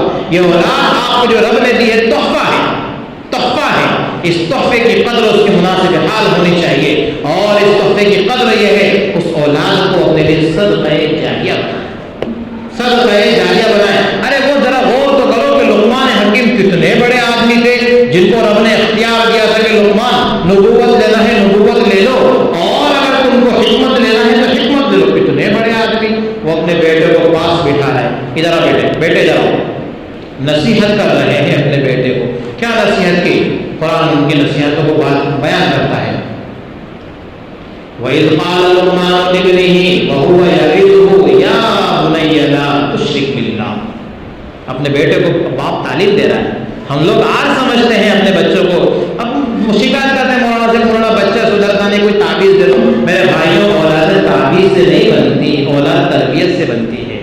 اگر تعویذ سے لوگ سدھرتے تو ابو جہل کے گلے میں بڑا سا تعویذ لٹکا دیا ہوتا، اتبا اور شیبہ کے گلے میں بڑے بڑے پیارے حبیب صلی اللہ علیہ وسلم تعویذ بنا کے دے دیتے کہ جاؤ اسلام قبول کر لو، یہ تعویذ لے جاؤ۔ پتہ چلا کہ تربیت سے اولاد بنتی ہے، تعویذ سے اولاد نہیں بنتی ہے۔ پھر یہی ماں باپ جو اپنے بچے کے حقوق ادا نہیں کرتے اور اپنے حق کا مطالبہ کرتے ہیں. حضرت عمر بن خطاب رضی اللہ تعالیٰ عنہ کا دور حکومت ہے. عمر بن خطاب کے ٹیبل پر ایک کیس آیا جس میں ایک بیٹے نے کہا, ایک باپ آیا اور باپ اپنے بیٹے کی شکایت کرتا ہے, اے امیر المومنین, نالائق بیٹا ہے, سنتا ہی نہیں, نہ پیسے دیتا خرچے کو, نہ ٹھکانے سے مجھ سے بات کرتا ہے, دھیان ہی نہیں دیتا مجھے, کسی لائن قطار و شمار میں لیتا ہی نہیں مجھے. تو ادھر سے بیٹے کو بلایا, جاؤ بلا کے لاؤ جس بیٹے کی تم شکایت کرتا ہے. بیٹے کو بلایا گیا. اس بیٹے نے کہا, اے بیٹے, عمر بن خطاب نے اس بیٹے سے کہا, تیرا باپ تیرے بارے میں شکایت کر رہا ہے کہ تو اپنے باپ کا حق ادا نہیں کرتا. آج ہمارے بڑوں عمر کے لوگوں کا یہی سوال ہے نا کہ ہماری اولاد ہمارے حق ادا نہیں کرتی. یہی سوال عمر بن خطاب کے زمانے میں بھی ایک صحابی کا ہوا تھا. ایک شخص کو عمر بن خطاب کے دور میں بھی یہی سوال ہوا, جو آج سوال ہمارا ہے. جو جواب عمر بن خطاب کا ہے وہی جواب آج ہمارا ہوگا. یہ تو سوال لے کے آتے ہیں, بیٹا نافرمان ہو گیا, سدھرتا ہی نہیں ہے, مانتا ہی نہیں, ہماری باپ اور ماں کو گالیاں دیتا ہے, چھوٹے چھوٹے بہن بھائیوں کو ظلم کرتا ہے, بہن کسی طرح خیال نہیں کرتا, بھائیوں سے جھگڑتا, گھر میں شور شرابہ مچاتا, پان تمباکو گٹکا, سب ساری غلطیاں گنا دیتے ہیں کہ اتنے جرائم اس کے اندر ہیں. تو عمر بن خطاب نے بلایا اس بیٹے کو, کہا تمہارے ابا ایسے شکایت کر رہا ہے تمہارے یہاں, ذرا بتاؤ معاملہ کیا ہے. اس بیٹے نے کہا, امیر المومنین, پہلے مجھے یہ بتاؤ کہ رب نے میرے باپ کے میرے اوپر حقوق ہیں یہی طے کیے ہیں یا میرے بھی کچھ حق ہیں جو اپنے باپ کے ذمہ لگائے. ہاں, یہ کان کھول کر سننے والی بات ہے. اس بیٹے نے سوال کر لیا, اے امیر المومنین, مجھے یہ بتائیں پہلے کہ اللہ تعالیٰ نے میرے باپ کے حقوق میرے ذمہ لگائے ہیں یا کچھ میرے بھی مطالبات اور میرے بھی حقوق ہیں جو اپنے باپ کے ذمہ لگائے. بڑوں کی محفل اس لیے بات کہنے میں ذرا بھی گریز نہیں کروں گا, بڑے بڑے سب لوگ بیٹھے ہیں. یہ سوال کر لیا. عمر بن خطاب نے کہا, ہاں بیٹے, تمہارے بھی اپنے باپ کے ذمہ حقوق ہیں, امیر المومنین ذرا بیان کر دیجیے. عمر بن خطاب نے 7 بڑے بڑے حقوق بیان فرمائے, جس میں سے چند کا میں تذکرہ کروں گا. عمر بن خطاب رضی اللہ تعالیٰ عنہ نے 7 ایسے حقوق بیان فرمائے جو باپ کے ذمے تھے اپنی اولاد کے. پہلا جو حق بیان کیا وہ یہ بیان کیا, تمہارے باپ کے ذمے تھا کہ تمہارے لیے نیک صالح ماں کا انتخاب کرتا, یعنی جو اپنی شریک حیات اس نے بنایا وہ کوئی نیک پارسا خاتون ہوتی. اس لیے کہ پہلا مدرسہ تو ماں کی گودی ہوا کرتا ہے نا, جو تربیت ماں کی گود میں ہوتی ہے وہ کہیں بھی نہیں ہوتی. سب سے پہلی تربیت کی جگہ تو یہی ہے. عمر بن خطاب نے کہا تمہارے باپ کے ذمے تھا وہ نیک خاتون کا انتخاب کرتا. بیٹے نے کہا, اے امیر المومنین, میری ماں تو مجوسیہ ہے, آتش پرست ہے, مسلمان ہی نہیں ہے, ایمان کے ٹھکانے نہیں اس کے. اور آگے بیان فرمائے, حضرت عمر بن خطاب نے کہا کہ جب تم پیدا ہوئے تو باپ کے ذمے تھا اچھا سا تمہارا نام رکھتا. ایسا میرا نام اس نے کیا رکھا, جعل, اپنے اردو میں کہہ لو اس کا معنی گوبر کا کیڑا, یا کہہ لو کالے دھندے کرنے والا, فراڈ. یہ میرے باپ نے میرا نام رکھا. اور بتائیں, تیسرا کام تمہارے باپ کے ذمہ یہ تھا کہ تمہیں اسلام کی تعلیم دیتا. الف با بھی نہیں پڑھایا. بیٹے نے کہا ابا نے الف با بھی نہیں پڑھایا, ابا نے کچھ بھی نہیں پڑھایا. عمر بن خطاب پیش میں آ کر بھگا دیا, چاہو پہلے اپنے بیٹے کے حقوق ادا کرو پھر اپنے حق کا مطالبہ کرنا ہے. میرے بھائیوں, قرآن کریم کی آیت کریمہ وَقَضَىٰ رَبُّكَ أَلَّا تَعْبُدُوا إِلَّا, اپنی جگہ طے ہے کہ اللہ تعالیٰ نے باپ کو جنت کا دروازہ اور ماں کے قدموں کے نیچے جنت رکھی ہے, اور نبی علیہ السلام نے اللہ کی والدین کی رضامندی میں رب کی رضامندی رکھی ہے. لیکن یہ سب اسی وقت ہے جب کہ ہم نے حقوق دین اسلام اولاد کو سکھایا بھی تو ہو. اب ہم کہتے ہیں کہ بیٹا میری عزت کر, وہ عزت کا علم بھی نہیں جانتا, عزت کا معنی نہیں جانتا بیٹا, اور ہم کہتے ہیں میرا احترام کیا کر, میری عزت کیا کر. تو عزت احترام کیا ہوتا ہے اس کو پتہ ہی نہیں بیچارے کو. اس کو تو ماں بہن کی تو تمام گالیاں آتی ہیں, اس نے تو معاشرے میں کھل کر یہی سیکھا ہے, تم نے تو سکھایا نہیں اس کو, تو وہ کیا عزت کرے گا. وہ ابا بھی نہیں کہے گا, میرا باپ جا رہا ہے, بتائیں اس کو ابا کہتے ہیں باپ کو. اگر نہیں بتایا اپنی اولاد کو تو نافرمانی اگر اولاد کر رہی ہے, پہلی پکڑ باپ کی, دوسری پکڑ بیٹے کی. بیٹے کی پکڑ ضرور ہوگی, اس سے نوجوان سن کے بالکل بے فکر نہ ہو جائیں کہ ہم کچھ بھی کرتے رہے ہیں, ہم تو بڑے ہو گئے. نہیں, پکڑ بیٹے کی بھی ہوگی لیکن پہلے پکڑ باپ کی ہوگی. کیوں؟ حکم باپ کو دیا رب نے, وہ انفسکم واہلیکم نار. کیا سکھائیں اپنے بیٹوں کو, کیا تعلیم دیں اپنے بیٹوں کو. کچھ نہیں تو کم سے کم وہ 4-5 سبق تو سکھا دیں جو حضرت لقمان حکیم نے اپنے بیٹے کو سکھائے تھے. وہ 4-5 سبق ہم سکھا دیں. پہلا سبق لقمان نے کیا سکھایا؟ یا بنی لا تشرک باللہ، اے پیارے بیٹے اللہ کے ساتھ شرک نہ کر، شرک نہ کر. توحید کی تعلیم اسی گھٹی میں ہی پلا دیں. بچپن میں توحید کی تعلیم اولاد کو ایسی دے دیں، ہزار ظالم طاقتیں اس کے سامنے آ کر کے کھڑی ہو جائیں، ٹس سے مسئلہ سب کچھ قربان کرنا پڑے تیار، لیکن شرک کے لیے ایک رتی برابر کے لیے تیار نہیں، توحید کے لیے ایک رتی برابر کے لیے تیار نہیں. پہلی تعلیم اپنی اولاد کو کیا دیں؟ توحید کی تعلیم دیں، توحید کی تعلیم دیں. لقمان حکیم نے یہی پہلی تعلیم دی، لا تشرک باللہ ان الشرک لظلم عظیم. پھر دوسری تعلیم لقمان نے جو دے رہی تھی وہ نہیں دی، کیونکہ اس میں ایک قسم کی مفاد پرستی کا شبہ تھا. یعنی اپنے باپ یوں کہے بیٹے سے کہ میرے حقوق ادا کر، جیسے آج میں نے کہہ دیا آپ کے سامنے جو علماء کی تعلیم کرو، تو کہیں نہ کہیں مفاد پرستی تو نہیں ہے. ایسے ہی لقمان نے بھی چھوڑ دیا تھا، تو رب نے کہہ دیا، رب نے کہہ دیا تھا. رب نے کیا کہہ دیا؟ وَوَصَّيْنَا الْإِنسَانَ بِوَالِدَيْهِ حَمَلَتْهُ أُمُّهُ وَهْنًا عَلَى وَهْنٍ وَفِصَالُهُ فِي عَامَيْنِ أَنِ اشْكُرْ لِي وَلِوَالِدَيْكَ. اے بندے، تیرے ماں باپ کے تیرے اوپر حقوق ہیں، اور کیوں حقوق نہ ہوں گے؟ اس ماں نے 9 مہینے تجھے اپنے پیٹ میں رکھا، 2 سال اپنے جسم کا تجھے اپنے جسم سے دودھ نکال کے تجھے پلایا. یہ باپ تجھے اچھا کھلانے کے لیے در در کی ٹھوکریں کھاتا رہا، کسی کی کڑوی کثیری بات سن کر ہمواری کرتا رہا، دھوپ کو دھوپ، ٹھنڈی کو ٹھنڈی، گرمی کو گرمی نہیں جانا. اے بندے، تیرے اوپر تیرے باپ کے حقوق ہیں. وَوَصَّيْنَا الْإِنسَانَ بِوَالِدَيْهِ حَمَلَتْهُ أُمُّهُ وَهْنًا عَلَى وَهْنٍ وَفِصَالُهُ فِي عَامَيْنِ. پھر کہا أَنِ اشْكُرْ لِي وَلِوَالِدَيْكَ، بندے میرا بھی شکریہ ادا کر اور اپنے والدین کا بھی احسان مند بن کے رہ. لیکن ہاں شبہ تھا، کہیں ایسا تو نہیں کہ ماں باپ کی تعلیم اور ماں باپ کی تعظیم کرنے کا اس بندے کو حکم دے دیا تو جو ماں کہے وہ مان لو، جو باپ کہے وہ مان لو. نہیں، وَإِن جَاهَدَاكَ عَلَىٰ أَن تُشْرِكَ بِي مَا لَيْسَ لَكَ بِهِ عِلْمٌ فَلَا تُطِعْهُمَا. کسی گناہ کے کام پر اگر یہ ماں باپ تم کو ابھارے، تم کو مجبور کریں، اطاعت نہیں کرنی. لا طاعت لمخلوق فی معصیت الخالق، یہ ہے میرے رب کا اصول. کسی بھی بندے کی اطاعت، کتنا بھی بڑا کیوں نہ ہو دنیا کا، کسی بھی بندے کی اطاعت رب کی معصیت میں ہرگز جائز نہیں ہے. لا طاعت لمخلوق فی معصیت الخالق. باپ کہہ رہا ہے وہ کھلائے گا نا تو دکان پہ بول دینا کہ ابا نہیں ہے، کہیں گئے ہوئے بول دینا ابا 8 دن سے نہیں. حالانکہ ابھی کسی کا قرض دینا تو اس کے پیچھے باتھ روم میں جا کے بیٹھ رہا ہے، ابھی گیا ہے، جھوٹ بول دینا. بیٹے کو اجازت نہیں کہ باپ کے کہنے پر جھوٹ بول دو. تیرے کو دکان چھوڑ کے نہیں جانا ہے، نماز کا ہو ٹائم ہونے دو، تیرے کو نہیں جانا ہے. یہاں رب باپ کی اطاعت جائز نہیں. رب کا ایک طرف حکم ہے، دوسری طرف باپ کا حکم ہے. اسی کو تو میں نے شروع میں کہا تھا، معاشرہ کچھ کہہ رہا ہے، رب کچھ کہہ رہا ہے. کس کی مانیں گے؟ ہم رب کی مانیں گے. ہاں جماعت والے اللہ کے بندے گشت کرتے کرتے پہنچے، اس کو 2 منٹ بات سننے کو بھی تیار نہیں، فرصت ہی نہیں ہے، اور کہتا ہے اندر سے بیٹے سے جا کہتے میرا ابا نہیں ہے. وہ بیٹا بھی ایسا ہی بیوقوف ہے، کہتا ہے میرا ابا ایسے کہہ رہا ہے میرا ابا نہیں. میرا ابا نے بولا کہ جا کہتے کہ میرا ابا نہیں ہے. جھوٹ بولنے کی اجازت نہیں، کسی بھی گناہ کے کام کی ہرگز اجازت نہیں. یہ ماں باپ کتنا بھی تجھے مجبور کر دیں لیکن اس کی اجازت نہیں. اب یہاں سوال آتا ہے کہ مال بڑھ کر دیں، گالی کر گالم گلوچ کر دیں. نہیں، وصاحبهما فی الدنیا معروفا.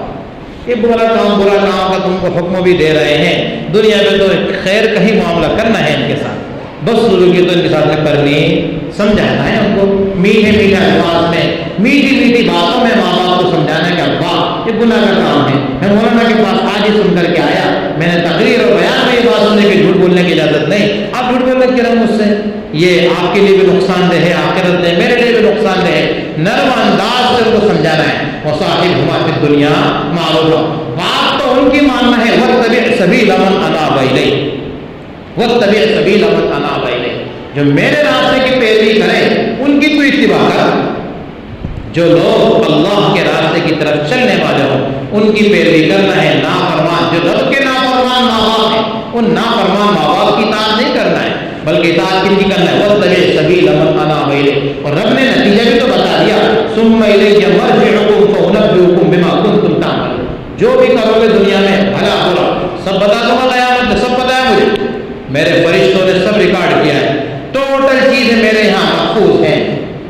وَنَكْتُبُ مَا قَدَّمُوا وَآثَارَهُم. یاسین شریف یہ تو پڑھتے ہیں ہم، وَنَكْتُبُ مَا قَدَّمُوا وَآثَارَهُم وَكُلَّ شَيْءٍ أَحْصَيْنَاهُ فِي إِمَامٍ مُبِينٍ.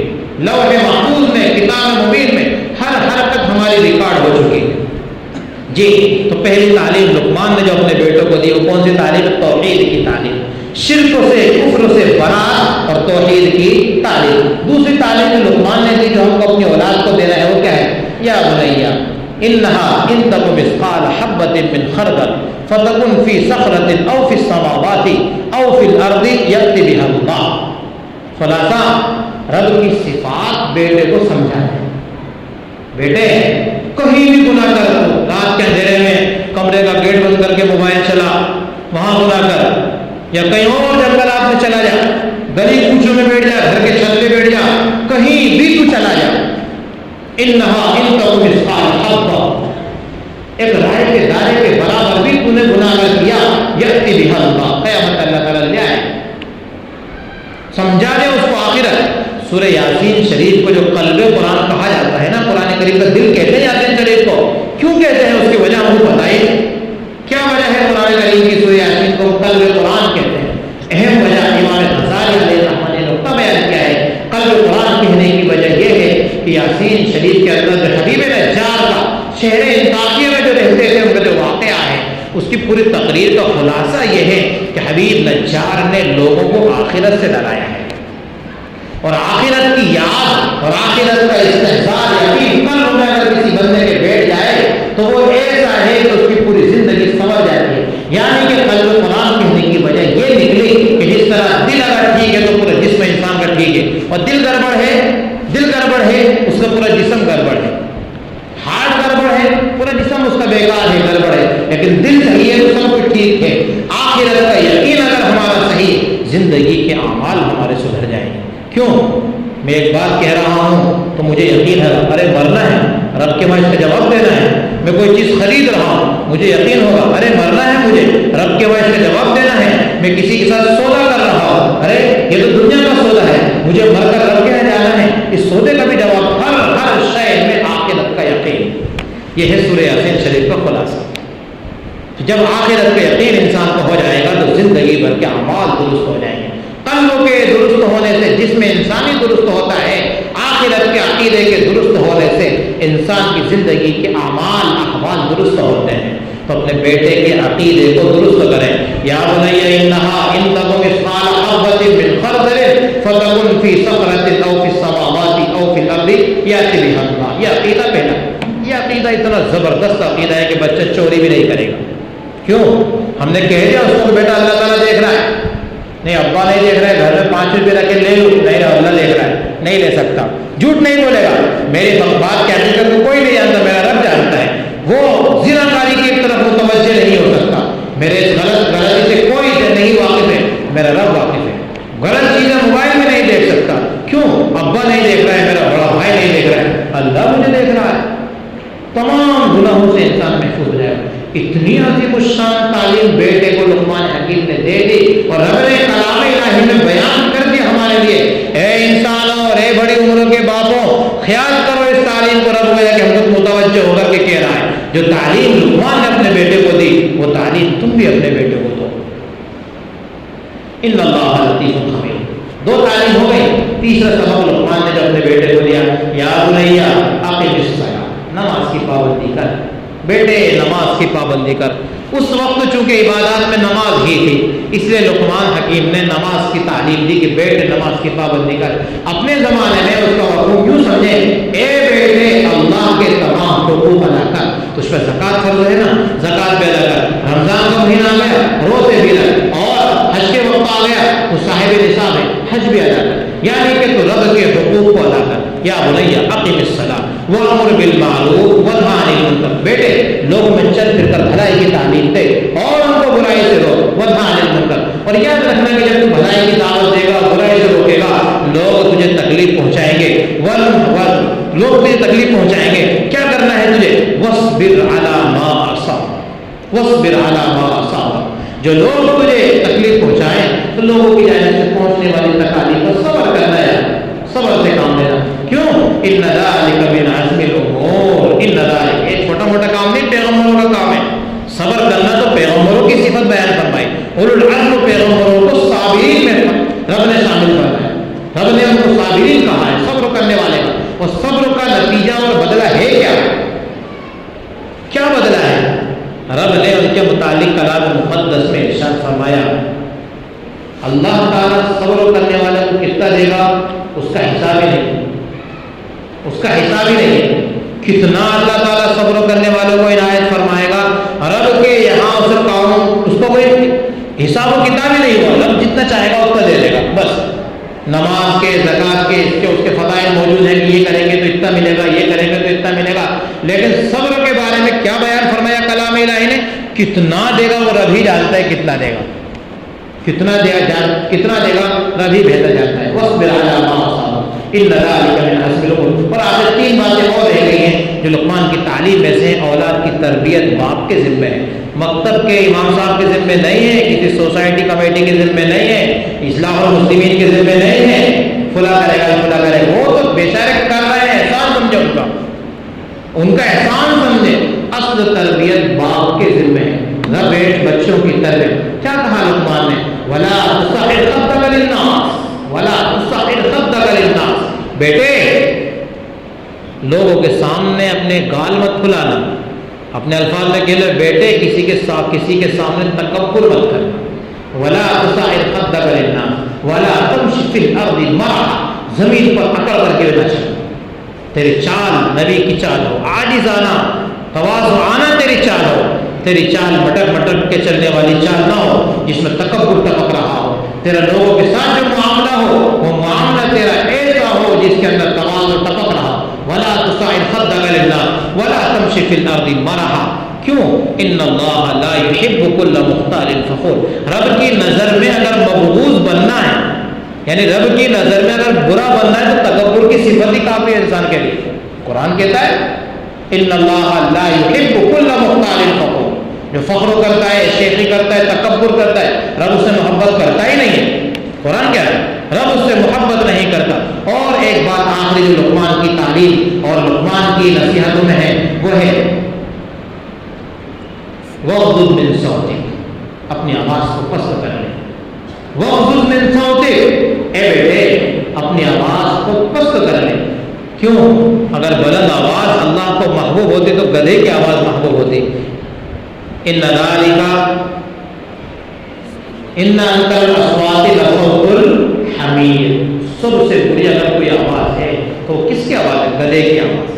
پتہ چلا چیخ و پکار کے ساتھ جو باتیں کرتے ہیں تکبر کی علامت ہے، اپنی آواز سب کو سنانا چاہتے ہیں کہ میں ایسا کہتا ہوں، میں ایسا کہتا ہوں، میری بات سب سنے میں کسی کی نہیں سنوں۔ یہ تو جھگڑا ہے، یہی تو جھگڑا ہے، ہم کسی کی نہیں سنیں ہماری سب سنیں، اور اگر ہم اس کا الٹا کر لیں کہ یار میری کوئی سنے کہ نہ سنے میں سب کی سنوں، جھگڑا ہی ختم ہو جائے گا۔ جھگڑا ہمارے یہیں تو عادت کا ہوا ہے کہ مجھے بڑا مانو میری سب سنو اور میں کسی کی نہیں سنوں۔ نہیں نہیں نہیں، ہمارا اتفاق اس پر ہوگا کہ میں سب کی سنوں، کوئی میری سنے کہ نہ سنے۔ بھائیوں خلاصہ یہ ہے پوری بات کا کہ 10 چیزیں تو آپ کو وہ بتائیں جو اپنے معاشرے سے نکالنا ہے، اپنے گھروں سے نکالنا ہے، اپنی سوسائٹی سے دور کرنا ہے۔ اور یہ کیسے دور ہوگا؟ جب اولاد کی ہم صحیح معنی میں تربیت کریں۔ آج ہمارے معاشرے میں ہمارے جوان گٹکا تمباکو کے عادی، نماز چھوڑنے کے عادی، بے حیائی کے عادی، فحش باتیں کرنے کے عادی، گالم گلوچ کرنے کے عادی، گندے سندے رہنے کے عادی، تعلیم سے دور، کوئی کچھ نہیں پڑھی ہے۔ سب سے زیادہ ذلت و پستی اگر کچھ نظر آ رہا ہے تو ہمارا مسلم معاشرہ نظر آ رہا ہے، جبکہ قرآن کریم نے مسلمانوں کے متعلق کیا کہا تھا؟ وَأَنْتُمُ الْأَعْلَوْنَ إِن كُنتُم مُؤْمِنِينَ۔ قرآن کریم کا وعدہ سب سے سچا وعدہ ہے، سر بلندی ہمارے لیے ہے، غیروں کے لیے تھوڑی ہے، ہمارا مقدر، ہمارے لیے رب نے سر بلندی بیان فرمائی، لیکن کب؟ جب کہ ہم سچے پکے مسلمان بنیں گے تب۔ اور سچے پکے مسلمان ہم کیسے بنیں گے؟ وہی بات جہاں سے شروع کی تھی وہی پہنچا، قرآن کریم کو اپنی زندگی میں اتاریں گے، اس کے احکامات کو ہم پڑھ کر کے عمل کرنے والے بنیں گے۔ وقت بہت زیادہ ہو گیا، اللہ تبارک و تعالیٰ کہیں سنی باتوں پر عمل کی توفیق عطا فرمائے، ہمارے معاشرے کو خوشگوار بنائے، اور جو کچھ بھلی باتیں کہیں وہ اللہ تعالیٰ کی جانب سے، اور اگر کچھ کوتاہی ہوئی تو وہ میری اپنی غلطی کی بنیاد پر۔ الصواب من اللہ والخطأ منی وما توفیقی الا باللہ۔